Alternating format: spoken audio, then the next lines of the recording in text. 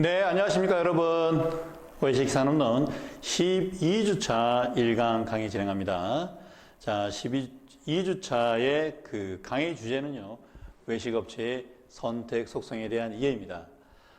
벌써 12주차까지 여러분 열심히 같이 참여해 주셔서 진심으로 감사드립니다. 그리고 정말 이 교과목이 결코 쉽지 않습니다, 여러분.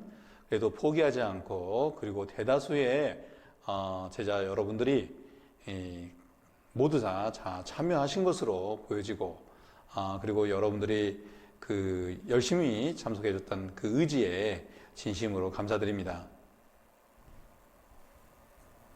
자, 그러면 우리 12주차 강의 주제 한번 확인해 보도록 하겠습니다. 자, 12주차 강의는요, 제 교재로서는 이제 14장이고요. 외식 업체를 선택하는 그 선택하는 속성에 대한 이해라는 주제로 구성이 되어 있습니다. 그 목차를 보게 되면요, 제일 첫 번째 1절은요, 식과 관련된 고객에 대한 욕구 이해입니다. 자, 먹는 거와 관련된 고객의 욕구 당연히 이해해야 되겠죠. 외식업체 입장에서는요. 자, 그리고 2절에서는 소비자의 구매 의사 결정 과정인데요. 소비자의 구매 의사 결정이라는 이런 이론적 배경 하에서 우리가 외식업체의 외식 소비자, 업체를 찾는 사람을 외식 소비자라 하는데요. 이 소비자가 그 외식업체를 찾는 이런 과정을 소비자의 구매 의사 결정 과정에서 접근하여 이해하는 부분들을 설명을 드리겠습니다. 그리고 3절에서는요, 외식업체의 선택 시 고려되는 변수가 있어요. 내가 예를 들면 레스토랑 이용할 때, 예를 들면 이제 오늘 점심에 무엇을 먹을까 할 때, 내가 그 소비자가 처해져 있는 그런 환경에서 어떤 것이 고려되고 있는지, 이러한 것들은 3강에서 다루도록 할 예정이고요. 그리고 4절은 사원과 외식업체 유형에 따른 선택 속성의 중요성에서 한번 알아보도록 하겠습니다. 자, 오늘 1강에서는요, 먹는 거 관련된 고객의 욕구 이해입니다. 그러면 이 강으로부터 진행이 되고요. 어떤 내용을 다루고 있는지에 따라서 우리가 학습 목표를 정할 수 있는데 한번 확인해 보도록 하겠습니다. 자, 학습 목표는요, 식과 관련된 고객 욕구에 대한 이해에 대해서 학습하게 되는데 소비자의 기본 욕구에 대해서 알아보는 겁니다. 자, 우리가 그 먹는 거 관련된 고객 욕구를 이해하려고 한다면 소비자의 기본 욕구를 파악해야 되겠죠. 이 기본 욕구에 파악하는 이론이 두 가지가 나옵니다. 첫 번째는 매슬로의 소비자의 욕구 계층설인데요. 그리고 두 번째는 소비 욕구에 대한 수평적인 접근에 대한 부분입니다.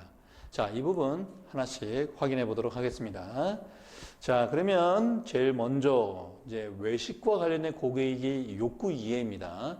외식 소비자들에게는요, 그들이 원하는 것을 제공하기 위해서는 소비자의 이해가 있어야 됩니다.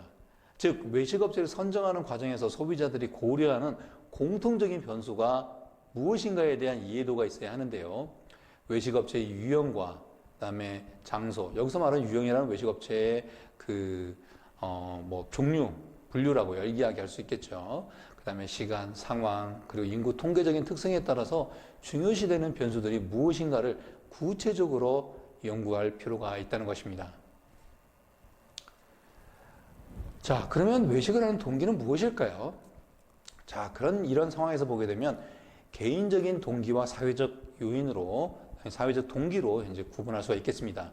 먼저 개인적인 동기로는 다양한 역할 수행, 그 다음에 기분 전환 추구하거나 욕구 불만을 해소하거나 새로운 경향에 대한 학습, 좀 맛집 탐방 같은 이런 거에 해당이 되겠죠. 그 다음에 감각적인 자극 등등이 여기에 해당이 됩니다.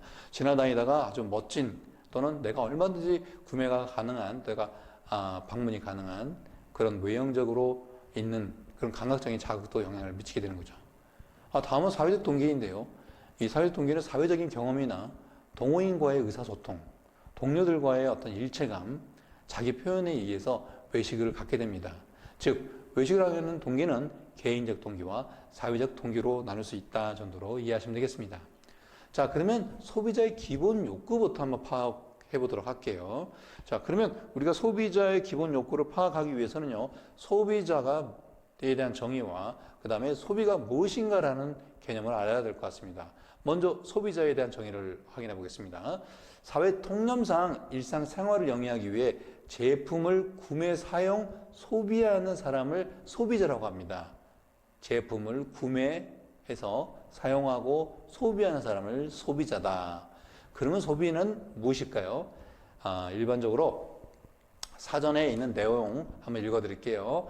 생산된 재화의 용역을 획득하고 사용하며 혹은 처분하는 가운데 인간의 필요와 욕구를 충족시킴으로써 만족감을 제공하고 나아가 복지를 누리게 하는 인간의 경제 행동이다. 이렇게 정의하고 있습니다. 바로 인간의 경제 행동이다. 참 멋진 말이죠.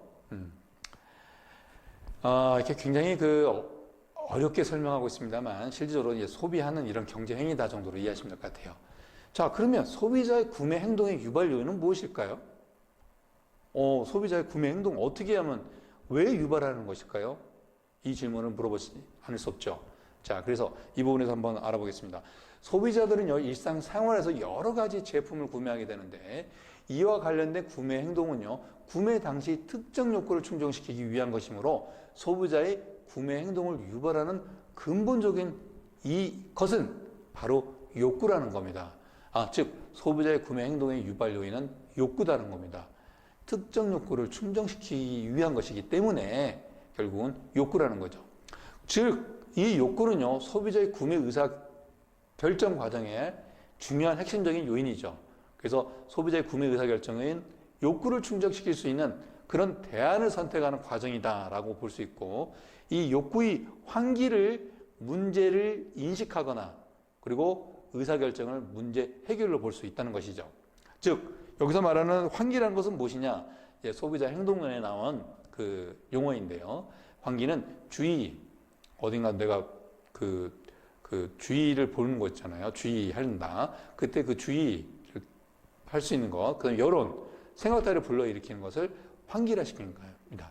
무언가를 환기시킨다, 그런 개념이죠.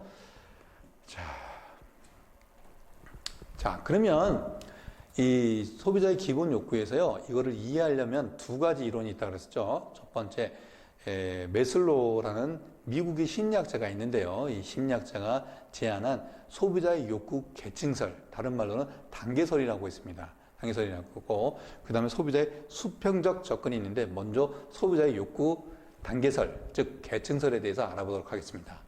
소비자들은요, 어떤 제품이나 서비스를 구매하고 사용하는 데에는요, 다양한 욕구가 내재되어 있습니다. 소비자들은 그들의 욕구, 즉 그들이 필요로 하는 니즈를 솔직하게 표현하기도 하지만 때로는 감추기도 하는데요, 소비자 스스로 잘 모르는 경우도 있다고 합니다.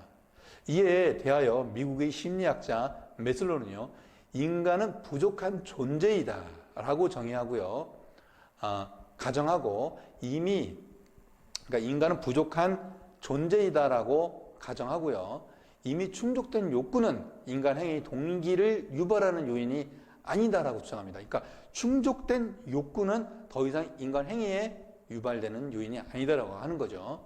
즉 인간의 욕구는요, 일련의 단계 내지 중요성에 따라서 계층별로 배열화될 수 있다라고 주장하고 있습니다.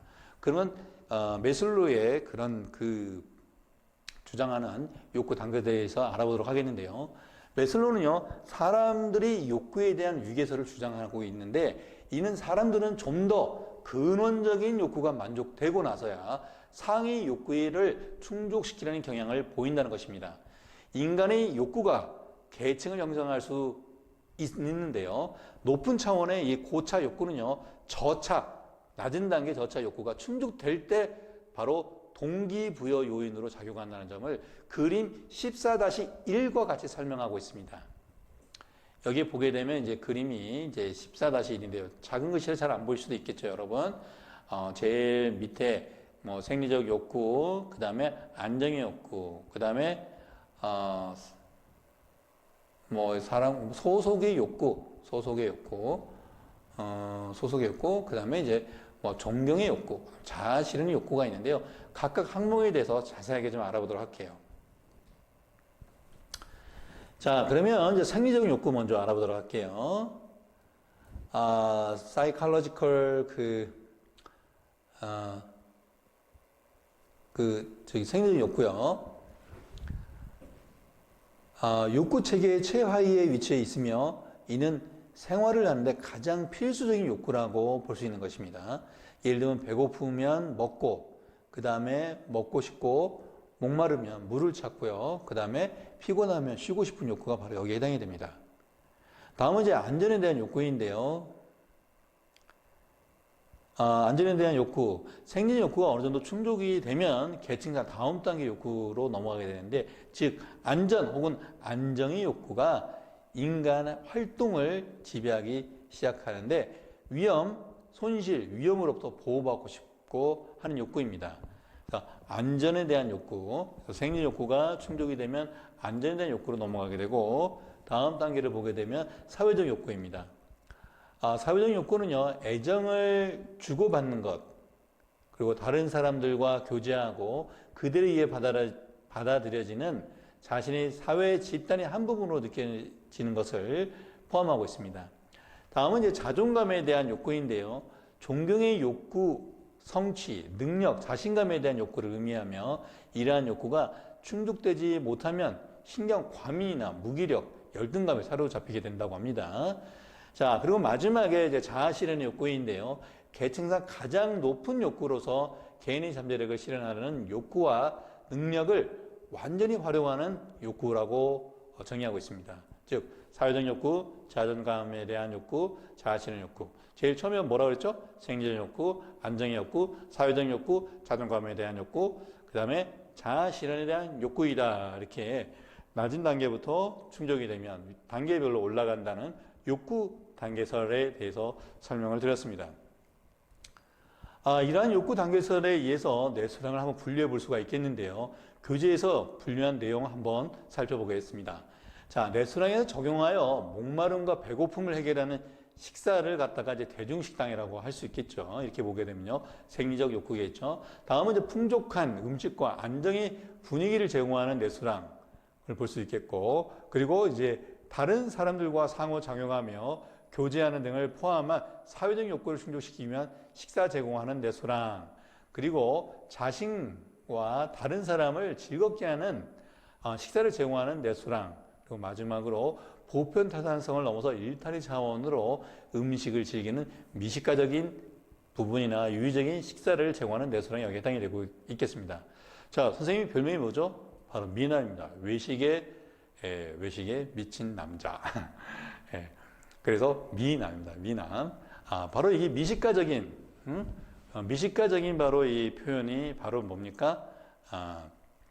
이제 그 자아 실현에 대한 욕구를 이렇게 표현해 이렇게 됐는데, 2000년도 가까이 되면서요, 우리 사회에 많은 미식가적인 이런 프로들이 많이 제시되고 있는데, 우리나라도 이제 이런 미식가적인 레스토랑에 범죄 이미 왔다라고 볼 수 있겠고요. 일단 먹는 것 자체가 어떠한 자기 자신을 실현하는 부분과, 그 다음에 아름다운 그런 먹는 그런 것을 추구하는 그런 프로들이 많아진 거는 벌써 이제 이런 단계에 와 있다라고 보게 되면요, 이미 우리나라는 상당수는 선진국 대열에 있다. 미식가적인 부분에서 보면요, 외식 산업적인 분야에서 보게 되면 그 부분에 접어들었지 않았을까라는 생각을 갖게 됩니다. 그러면 이제 다른 차원에서 접근해 볼 수가 있겠는데요. 다른 차원은 바로 수평적인 접근입니다. 소비자 욕구에 대한 수평적인 접근인데요. 그러니까 수직적인 단계가 아니라 어떻게 돼요? 수평적인 단계에서 한번 접근해 봤던 내용이 교재에 실려져 있는데 한번 확인해 보겠습니다. 이런 욕구의 위계적 구조는요, 매우 유용하다는 평이 있습니다만, 개개의 단계가 명확하게 분류되기가 좀 어렵다는 부분이 있고, 모든 사람의 욕구가 동일한 순서에 따라서 충족된다고 보기는 어려운 부분이 있습니다. 예를 들면 두 사람이 동일한 행동을 했다고 해서 그 행동이 반드시 동일한 욕구에서 비롯된다는 것은 아니다고 볼 수 있다는 거죠. 즉, 수직적인 접근 방법에만 국한될 필요는 없다는 주장도 있는데요. 그러한 측면에서 제시되고 있던 것이 바로 수평적인 접근법입니다. 이러한 관점에서 보게 되면요, 이 수평적인 접근법을 통해서 보게 되면 한 카테고리에 속한 욕구가 다른 카테고리의 욕구에 보다 앞서지 않는다는 것에서 많은 카테고리를 발견하여 소비자의 니즈를 보다 더 정확하게 열거할 수 있다는 부분에서 장점이 있습니다. 수평적인 접근에서 소비자들이 니즈를 계층에 따라 서열화하여 분류하지 않고 소비자가 니즈와 연관시키는 관심사와 활동을 기반으로 15개의 니즈로 분류하고 있습니다. 여기서 말하는 15개의 니즈, 첫째 성취, 그 다음에 독립, 과시, 인정, 지배, 소속, 양육, 양성, 그 다음에 의존, 성욕, 자극, 기분 전환, 새로운, 이해, 일관성, 보완으로 분류할 수 있겠습니다. 교재에서는요, 각 15개의 내용에 대하여 분류해서 소비자의 니즈와 그 니즈에 해당하는 제품들을 분류하고 있습니다. 그러면 한번 확인해 보도록 할게요. 교재에 있는 내용 그냥 캡처한 겁니다. 예, 백산출판사에서 제공했던 부분들을 제가 이제 캡처해 가지고 제시하고 있는데, 모든 내용을 다 읽어드리기에는 좀 시간이 좀 많이 걸리지 않을까 생각이 좀 들어요. 그래서 제 위에 있는 상단에 있는 내용만 한번 확인하고 그에 해당하는 상품들이 무엇이 있는지, 즉 니즈와 관련된 상품들이 무엇이 있는지 한번 확인하도록 하겠습니다. 먼저 성취 한번 보도록 할게요. 자, 성취를 보게 되면요, 성취는 바로 여기 있죠, 여러분. 성취 여기 있는데, 이 성취에서 보게 되면요, 어려운 과업을 달성하고자 하는 니즈, 그런 니즈가 있죠. 그 다음에 힘든 작업을 실행하려는 니즈가 있는데, 이러한 것들에 관련된 상품들이 과연 무엇이냐 보면은 소비자의 능력과 기술을 향상시키려는 상품이 바로 여기에 해당이 됩니다. 예를 들면 공구, DIY, Do It Yourself 제품인데요, 소비자가 직접 제품을 만드는 이런 상품들을 DIY 이 상품이라고 볼 수 있겠습니다. 다음은 이제 독립인데요. 자, 독립 보도록 할게요. 독립은 다른 사람의 지시나 영향으로부터 자유로워지고 자율적으로 살려는 니즈입니다. 바로 여러분도 그러한 독립적인 욕구가 있죠. 그래서 또 이제 이런 것으로 보게 되면 개인의 독립성이나 차별성을 강조하는 제품들인데, 옷이나 액세서리, 그다음에 헤어 스타일리스트와 같은 미용 서비스 등이 여기에 해당이 된다고 볼 수 있겠습니다. 자, 외식적인 부분에서 보게 되면 드디어 이국적인 음식과 음료도 여기에 해당이 된 것으로 제시되고 있습니다. 자, 세 번째는 이제 과시. 인간의 욕구 중에, 니즈 중에 또 이 과시가 있네요. 타인의 눈에 띄도록 자신을 보여주려고 하는 니즈. 그 다음에 개인의 정체성을 드러내는 니즈가 있는데요. 이런 어떤 상품을 보게 되면 분명하게 차별화되거나 평범하지 않는 제품 또는 이런 디자인이 여기에 해당이 되겠죠. 그 다음에 유니크하거나 어떤 진귀한 옷과 보석, 번쩍거리는 옷이나 차들이 여기에 해당이 됩니다. 다음은 이제 인정이죠. 누군가로부터 인정을 받는 것. 다른 사람으로부터 긍정적인 주목을 받고 싶은 니즈. 바로 선생님도, 여러분들, 교수님도 여러분의 어떻게 돼요? 사랑을 받고 싶은 이런 니즈가 있습니다. 잘 부탁드리겠습니다, 여러분. 네. 바로 이런 것들은요, 우월함을 보여주거나 유명 인사임을 확인시켜주는 제품이나 또는 가시적인 서비스, 기념패, 상장, 트로피 등등이 여기에 대표적인 것이라 볼 수 있겠죠. 자, 그러면 다음도 지배가 있네요. 지배라는 개념은 타인에 대해 파워를 갖거나 자신의 의지를 행사하려는 니즈가 여기에 해당이 됩니다. 또는 권위나 영향력이 있는 지위를 차지하려는 니즈도 여기에 해당이 되죠. 여러분 지루하죠? 이게 막 읽어지니까 너무 많아가지고. 근데 이거는 시험에 안 나오니까 그냥 이해만 하시고 듣도록 하시고, 과제도 이 부분은 대표성만 선생님이 좀 내드리도록 하겠습니다. 자, 그냥 즐겁게 들어주세요. 자, 지배, 이걸로 관련된 그 상품은 무엇이 있을까 한번 확인해 볼게요. 자, 권위를 상징하는 또는 향상, 강화시키는 제품, 권한과 또는 지위를 나타내는 배지, 권위 있는 인물과 관련된 물건, 화기를 비롯한 기타 다른 무기들도 여기 해당이 되네요. 그 다음에 전쟁 혹은 법의 집행과 관계된 도구들도 여기에 이제 관련된 것이라 볼 수 있겠습니다. 예전에 보니까 그 영화 드라마에서 보게 되면 그 일본의 사무라이 보게 되면 이렇게 그 일본도 있잖아요. 뭐 그런 것도 이런 지배와 관련된 상징적인 이런 상품이지 않을까라는 생각이 드는 것 같고요. 자, 다음 소속으로 가볼게요. 자, 다른 사람들과 교제하는 니즈, 또는 소속되는 니즈, 그 다음에 만족스럽고 상호간에 도움이 되는 관계를 만드는 니즈가 바로 소속입니다. 이와 관련된 상품들은 뭐가 있냐면은 사람들 간의 그런 상호작용을 허용 또는 향상, 증기시키는 제품들이겠는데요. 타인들에게 더욱 매력적으로 보이게 만들어주는 제품이 바로 여기에 해당이 되겠습니다. 자, 타인들에게 더욱 매력적으로 보이게 해주려는 제품들이 여기에 해당이 되겠습니다. 자, 그 다음에 이제 소비자의 니즈 중에 양육이나 양성이네요. 양육, 누군가를 이제 키우는 것, 누군가를 이제 그 더 한 단계 높은 그런 그 모델로 이렇게 향상시키는 걸 또 양성이라고 할 수 있겠는데, 다른 사람들을 이제 보살피고 위안하여 후원하는 니즈나 생명체가 자라서 번성하는 것을 보려는 니즈, 이런 것들인데요. 부모의 역할과 관련된 제품과 서비스가 여기에 해당이 되겠죠. 그 다음에 육아용품, 뭐 요리나 바느질, 가족용 세탁 제품이나 애완동물이나 애완동물 용품 등등이 여기에 해당이 되는 것 같습니다. 자, 다음은 이제 의존인데요. 타인으로부터 도움이나 그 다음에 지원, 위안, 그 다음에 격려, 확신 등을 얻고자 하는 니즈가 부분이 해당이 되는데요. 이러한 부분들은 이제 서비스 상품으로는 대리 보호인을 역할을 하는 소비재, 특히 소비자 대상 서비스나 개인적인 서비스, 특히 신체적 접촉과 관련된 서비스, 얼굴과 신체 마사지, 그 다음에 머리 손질과 매니큐어, 구두 닦기, 상담 서비스 등등이 여기에 이제 해당이 되네요. 다음은 성욕인데요. 성적 정체성과 매력을 확립시킨 니즈, 성적 접촉을 즐기는 니즈인데요. 예를 들면 관련된 상품으로는 다른 사람의 자신의 성적 정체성을 밝혀서 주는 남성용 또는 여성용이라는 이런 제품으로 차별하는 부분들이 해당이 되겠고, 성별에 따른 성적 매력을 강화시켜주는 의류나 액세서리도 바로 여기에 해당이 됩니다. 자, 다음은 자극인데요.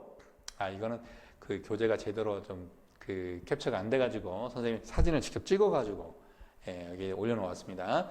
자, 그 자극에 해당하는 그 니즈는요, 감각을 자극하거나 자각을 사용하는 이벤트나 활동을 경험하는 니즈인데요. 자유롭고 왕성하게 행동하는 니즈인데, 강한 감각적 특성을 가진 서비스와 제품들이 여기에 해당이 되겠고, 강렬하거나 유난한 광경, 소리, 향, 맛, 촉각도 여기에 해당이 되며, 몸이 움직이나 운동을 시키거나 촉진시키는 것들로 운동기구와 서비스, 체육시설이 여기도 해당이 되겠습니다. 자, 기분 전환. 자, 재미있게 놀아보려는 니즈나 즐거워지는 니즈, 일상을 또 벗어나는 니즈 등등인데, 장난감, 오락, 그 다음에 라이브, 책, 취미, 스포츠카, 사냥, 스포츠용품, 휴양, 여행 등이 여기에 해당이 되네요. 자, 그 다음에 이제 새로움인데요. 변화와 다양성에 대한 니즈인데요. 평범하지 않은 것을 경험하는 니즈, 새로운 입문 활동하는 니즈, 새로운 기술을 배우는 니즈인데, 이러한 상품으로는 예를 들면 일상성을 깨우는 제품들이나 새롭게 색다른 제품이나 서비스들, 다른 문화 혹은 먼 곳에서 온 물건들, 그 다음에 이제 그 민속 음식이나 외국 영화, 진기하거나 이상한 물건 등등이 여기에 해당이 되겠습니다. 자, 다음 이해인데요. 소비자의 이해, 니즈 이해, 배우거나 이해하는 니즈이죠. 관계를 파악하는 니즈, 인간관계를 밝히는 니즈, 아이디어를 상황에 맞춘 니즈 등등인데, 이러한 것들은 이제 배우고 싶고 지식을 습득하는 것과 관련된 제품들이 서비스가 여기에 해당이 되죠. 책과 교육과정, 학습, 설명, 논픽션, 직업 관련된 상품이나 성인교육 프로그램도 여기에 해당이 됩니다. 자, 다음은 이제 일관성인데요. 일관성, 질서, 청결하는 논리적 관계에 대한 욕구 환경을 조정하는 니즈가 바로 여기 해당이 되어 있는데요. 이와 관련된 상품들은 모든 종류의 클리닉 제품과 서비스, 예를 들면 비누나 샴푸, 합성세제, 청소용품, 짝이나 세트로 맞춘 물건도 해당이 되네요. 그 다음에 코디가 된 옷도 여기다 해당이 되네요. 자, 다음은 이제 보안이네요. 보안. 해악과 위협에서 벗어난 니즈나 안전하려는 니즈. 그 다음에 자신, 가족, 재산을 보호하는 니즈는 상품으로는 보호를 제공하는 제품과 서비스, 보험, 대표적인 보험이네요. 저축과 투자를 위한 금융 서비스. 집과 차의 보안 장치 제품도 여기 해당이 되겠고, 자, 지금까지 수평적 접근에 대한 소비자의 기본 욕구의 수평적 접근에 대해서 학습을 말씀드렸습니다. 자, 지금까지 학습 내용 가볍게 다시 한번 정리하게 되면, 소비자들은 일상생활에서 여러 가지 제품을 구매하는데, 이와 관련된 구매 행동은 구매 당시 특정 욕구를 충족시키기 위한 것이므로 소비자의 구매 행동을 유발하는 근본적인 것은 바로 욕구다라고 말씀드렸고, 이 소비자의 기본 욕구에는 두 가지가 있다고 그랬죠. 소비자의 욕구 계층설에 의한, 바로 미국의 심리학자 메슬로우의 주장에 의해서 인간은 부족한 존재이고, 이미 충족된 욕구는요, 인간 행위 동의를 유발하는 요인이 아니다 그러면서 생존 욕구, 안전에 대한 욕구, 사회적 욕구, 자존감의 욕구, 그 다음에 자아 실현의 욕구 등등을 설명을 드렸습니다. 자, 그 다음에 접근에 대한 카테고리에서 속한 욕구가 다른 카테고리의 욕구보다 앞서지 않는다는 것에서 많은 카테고리를 발견하여 소비자의 니즈를 보다 더 정확하게 열거할 수 있다고 얘기 드리면서 15개 니즈 굉장히 길었죠, 여러분. 성취, 독립, 과시, 인정, 지배, 소속, 그 다음에 뭐 양육, 의존, 성욕, 자극, 기준 전환, 새로움, 이해, 일관성, 보완 등등을 분류하는 것으로 설명을 드렸습니다. 아유, 저도 이게 이 15개 니즈 한 가지 다 설명드리려고 하니까 좀 저도 힘들었는데 듣는 여러분도 매우 좀 힘들었을 거라 생각이 드네요. 자, 그러면 잠시 쉬고 2주차 강의는 소비자의 구매 의사결정에 대해서 알아보도록 할게요. 소비자의 구매 의사결정 정말 이론적으로 중요한 요인들이 많습니다. 참고로 뭐 1강에서는 뭐 그렇게 소비자의 그 욕구 단계에서는 매우 중요하게 여러 번 반복됐던 내용이긴 합니다만 2강은 정말 중요한 내용들이 많아요. 그러면 2강 강의 기대하고 잠시 후에 뵙겠습니다. 여러분 수고하셨습니다.